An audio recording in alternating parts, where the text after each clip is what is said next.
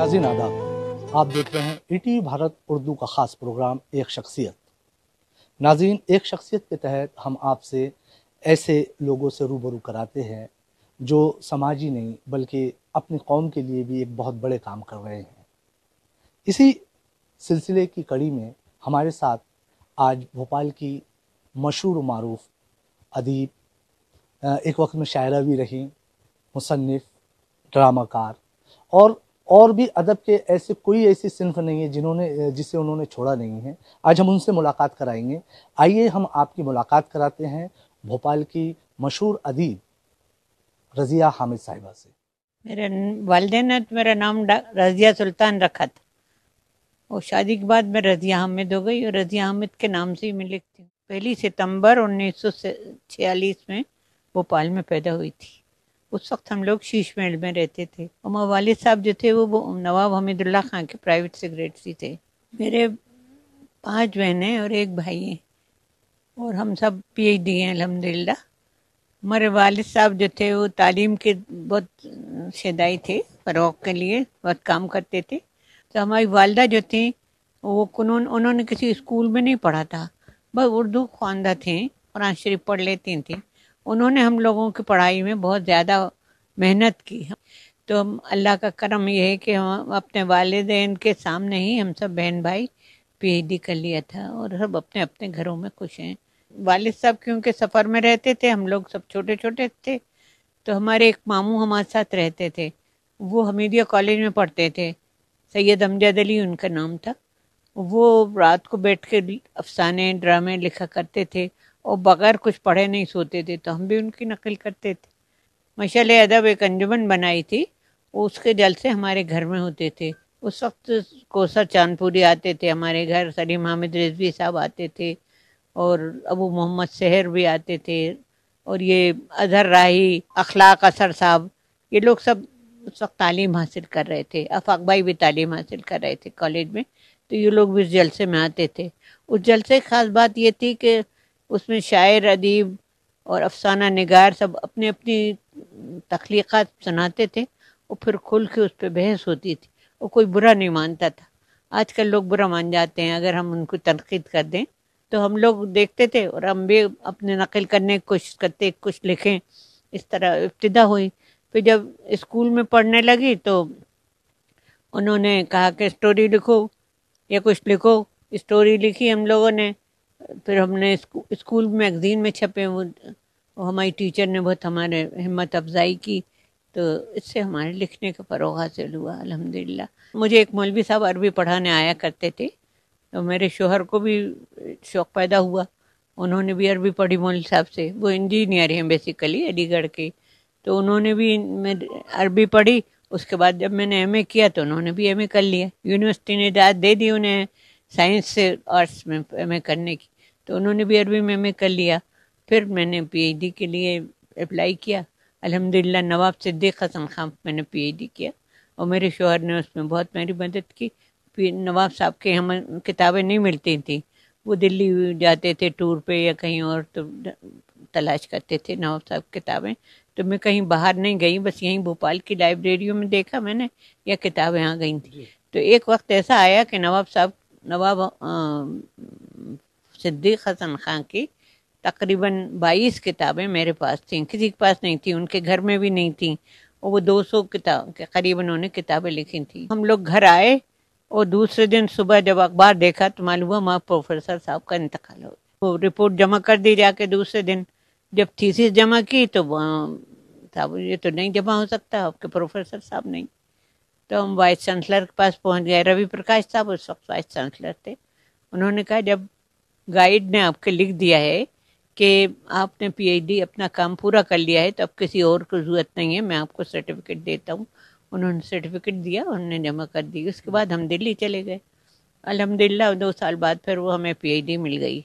वहाँ जाके हमने, बच्चे अपने अपने स्कूल चले जाते थे, अब मैं मुश्तरका ख़ानदान में रहती थी, भरा घर, तो वहाँ बड़ी परेशानी होती थी, क्या करूँ। हमें सब भी टूर पर चले गए। लिबियन आए हुए थे इंजीनियर, उनको ट्रेनिंग के लिए देना था, तो ये 6 महीने के लिए टूर पर चले गए। तो मैंने जामिया मिल्लिया इस्लामिया में एडमिशन ले लिया उर्दू में। इस तरह मैंने उर्दू में MA कर लिया وہاں اس وقت نارنگ صاحب، عنوان صاحب، مظفر انفی صاحب، شمیم حنفی صاحب، یہ لوگ سب پروفیسر تھے. وہیں جب پھر وہیں پڑھ رہی تھی، جب میرا پی ایچ ڈی کب ہو گیا تو میں نے اپنی کتاب چھپوائی. میری پہلی کتاب تھی نواب صدیق حسن خان، جو 82 میں چھپتی تھی. اس وقت میں جامعہ ملیہ اسلامیہ میں پڑھتی تھی.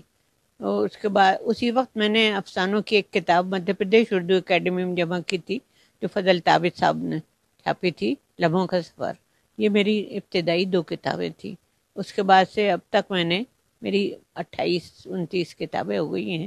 اور میرا اپنا پبلیکیشن ہے، تو اس سے میں دوسروں کی کتابیں چھاپ دیتی ہوں، زیادہ نہیں چھاپتی.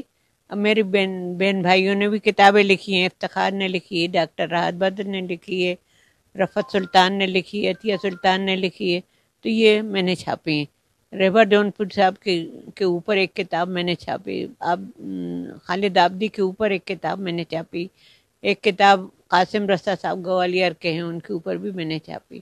جب شادی ہوئی تو ہماری سسرال میں بھی 4-5 لوگ علیگ تھے. وہاں بھی علی گڑھ کی باتیں ہوتی تھیں.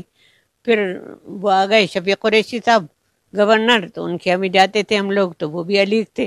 اس طرح علی گڑھ کے اوپر مجھے کام کرنے کا ہوا، کیونکہ جب اتنا علی گڑھ ہوتا ہے تو بھائی کیا ہے علی گڑھ، ہم بھی دیکھیں. تو جب کام کرنے چلی تو بہت کچھ نکلا. اتنا کام کیا میں نے. پہلے تو میں نے علی گڑھ نمبر نکالا، اس کو علی گڑھ کا انسائکلوپیڈیا کہتے ہیں لوگ. اس کے بعد میں نے علی گڑھ کے اور بائیس کی یادوں پہ نکالا روداد چمن، جس میں مختلف لوگوں نے اچھی بری باتیں سب لکھی ہیں، شرارتیں لکھی ہیں. پھر میں نے ابھی سر سید کی 200 سالہ ہوئی صدی منائی گئی تھی 2017 میں، تو میں نے سر سید کے اوپر ایک ضخیم نمبر نکالا تھا.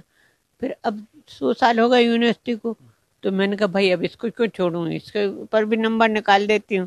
تو میں نے یونیورسٹی نمبر بھی نکالا.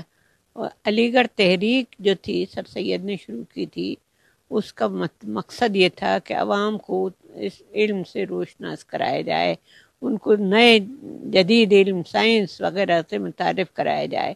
خالی عربی فارسی اردو پڑھنے سے کام نہیں چلے گا. جب تک آپ سائنس نہیں پڑھیں گے تو ملک ترقی نہیں کر سکتا. ابھی بھی خواتین میں وہ بات نہیں ہے کہ مردوں سے مقابلہ کر سکیں.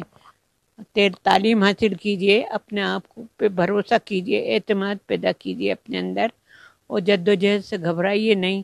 اور مشترکہ خاندان میں، میرا خیال ہے مشترکہ خاندان میں رہنے سے عورت زیادہ مضبوط ہو جاتی ہے اور اس کے مسائل کم ہوتے ہیں. جب مسائل کم ہوں گے تو وہ آگے بڑھنے کی کوشش کرے گی. دفتروں میں بھی اپنے آپ کو لیے دیے رہنا چاہیے، بہت زیادہ بے تکلف نہیں ہونا چاہیے، اور کپڑے بھی ڈھنگ کے پہننا چاہیے.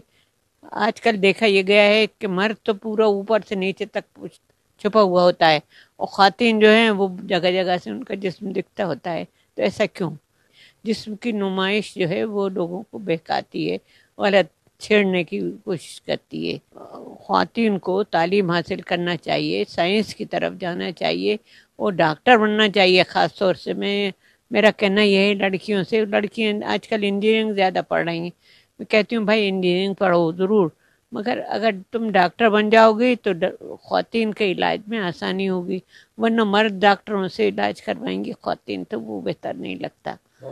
اور ہمارا ہندوستان کا سماج جو ہے اس میں ابھی بھی شرم حیا موجود ہے. تو ہماری تہذیب میں تو اگر ہم اس کو برقرار رکھیں، اس کو قائم رکھیں تو بہت اچھی بات ہے. ناظرین، یہ تھی رضیہ حامد صاحبہ، جنہوں نے اپنے ادبی سفر کے بارے میں ہم ETV بھارت اردو سے گفتگو کی، اور خاص طور سے انہوں نے خواتین کے لیے کہا ہے کہ خواتین کو بھی تعلیمی میدان میں آگے آنا چاہیے، اور ان ہر باتوں کا خیال رکھنا چاہیے جس کے لیے سماج منع کرتا ہے، اور خواتین کو ایسے قدم اٹھانے چاہیے جس سے ان کا نام پیدا ہو اور وہ اپنے آپ کو محفوظ رکھ سکے. ایسے ہی کئی شخصیات سے ہم آپ کی ملاقات کرائیں گے. تب تک کے لیے قمر غوث کو اپنی پوری ٹیم کے ساتھ دیجیے اجازت. آداب.